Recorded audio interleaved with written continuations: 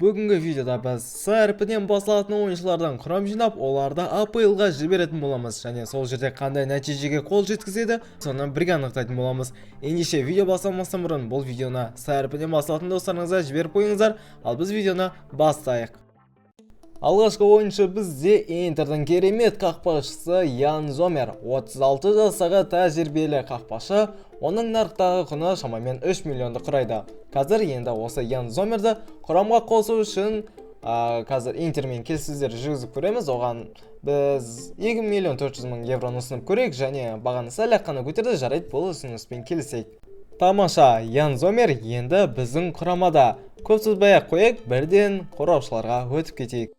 Алғашқы қораушы бізде Арсеналдың сапында өнер көрсететін франциялық Салиба. Оның жасы 24-те және бойы 193-ті құрайды екен.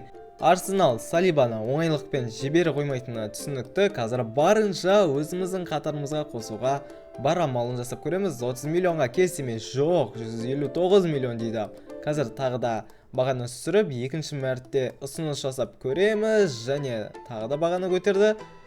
Біз де өзіміздің бағамызды ұсынып көрейік, және тамаша, келісті. Міне, бұл біздің құрамға қосылған екі ойыншы, және екі ойыншының да рейтингі өте жоғары. Демек, біз қазір осы қарқынмен жалғастыра берсек, құрамның керемет болары сөзсіз. Келесі ойыншы бізде германиялық Нико Шлоттербек, 25 жасар жас қорғаушы, және оның рейтингі 85-ті құрайды. Өте тамаша. Қазір біз Боруссиямен келіссөздер жүргізіп көреміз. Так, 87 миллион. Бере ме? Жоқ, 108 миллион дейді. Бұл тым көп ақша. Біз бағаны төмендетіп көреміз. 88 миллион ұсынып көрейікші. Бұл ұсынысқа келісті. Әзірге қорғанысымыз жаман емес, өте мықты ойыншылар іріктеліп құрамға қосылып жатыр. Ендеше тағы да кезекті құраушыға жол берейік. Ал біздің кезекті қорғаушы ол Манчестер Ситидің сапында өнер көрсететін англиялық Стоунес, 31 жастағы қорғаушы. Қазір біз бұл қорғаушыны енді арзан бағада аламыз деп ойлаймын. 20 миллионға беру тиіс, меніңше, бере ме? Және көрейік, 20 миллионға келсек. Осымен біз қорғаушыларды толыққанда аяқтадық. Өте керемет қорғаныс шебі болды деп айта аламыз. Ендігі кезекте жартылай қорғаушыларға өте берсек болады деп ойлаймын. Ал бізде келесі ойыншы және алғашқы жартылай қорғаушымыз тағы бір германиялық ойыншы Сане. Және қазір Санені сатып алу үшін әдеттегідей келіссөздер жүргізіп көретін боламыз. Құны 35 миллионды құрайды екен, демек 40 миллион ұсынып көреміз. Олар біздің басқа бір ойыншыны сұрап тұр. Келісе салайық. Көп ұзамай өзіміздің алғашқы жартылай қорғаушыны да сапымызға қоса алдық. Сане де өте керемет ойыншылардың бірі болып саналады.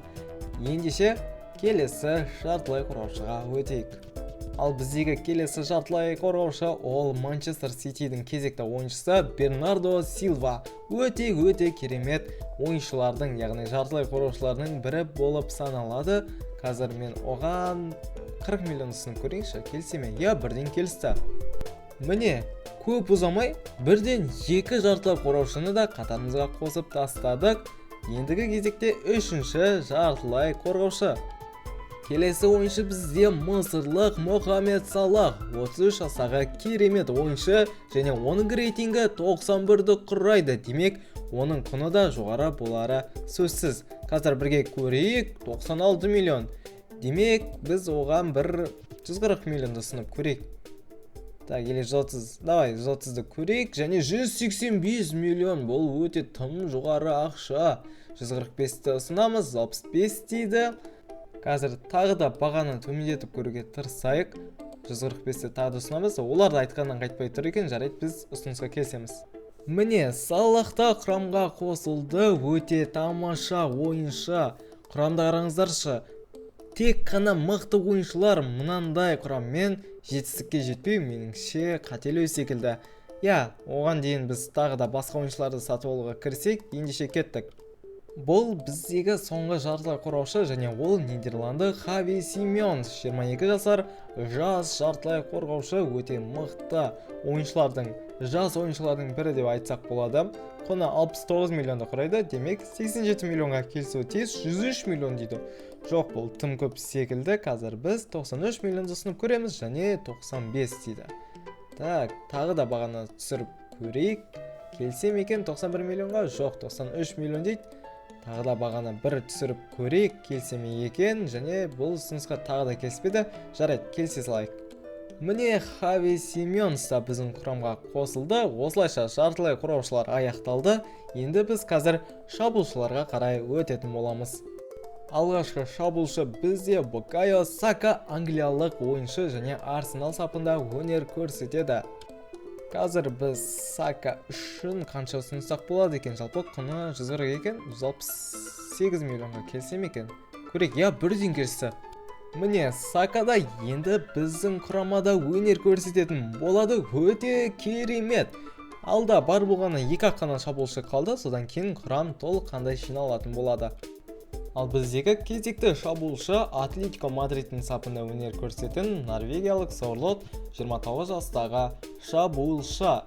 Қазір енді Атлетико Мадридпен келіссөз жүргізіп көреміз. Құны 50 миллионға жақын. Қазір 60 миллионды ұсынамыз. Бізден санын сұрап тұр. Әрине бермейміз.